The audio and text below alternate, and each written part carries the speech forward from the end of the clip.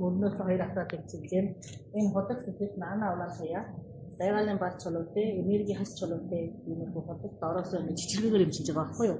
Одоо энэ дээр ихэд одоо тайраг яасан чинь хөлийн урнаас нь наана улаан хаяа чинь дундаас нь ихэд энерги нөгөө 7 хүрд гэрлийн хэмжих байгаа байхгүй юу?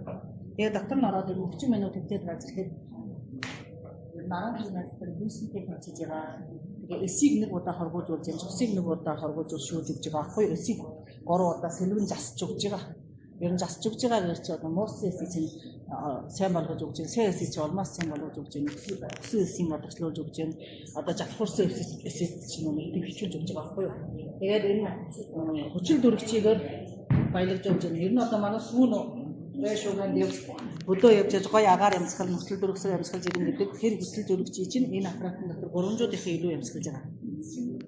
Тэгээд нарны одоо дэлээ хөвөнд наранд одоо буяа 8 цаг шарч хөвсөнтэй тэмцэж байгаа, 10 км-ийг 9-тэй тэмцэж байгаа, бүтэн биенээ барай хийсэнтэй 3 тэмцэж байгаа, давхар говоосхийн гэлүүжүүлж байгаа. Тэгээ энэ хийхэд өнөө эсийн эмчилгээ одоо яг эсийг эмчилж байгаа өнөө хэлбэр хаваадын энергиэр юу зэмчиж байгаа байхгүй юу? Хэлбэлж зэмчиж байгаа гэсэн. Энэ өөрөөсөө хүн 40 минут хөвлөд гарч ирэх нь надад 5 минут яриутач гэх. Энэ хүчил дүрэгчийгээр баялагжуулж байгаа, болчин суулж байгаа, наана улаан туян эмчилж байгаа, тайраг ясэр эмчилж байгаа, байгааны бал чулуун, гэрлийн эмчилгээ. Энэ өнөө хаваадын чичиргээ хэлбэлж идэг эмчилгээ байхгүй юу? Одоо доороос ингэ чичрүүлж байгаа шүү дээ.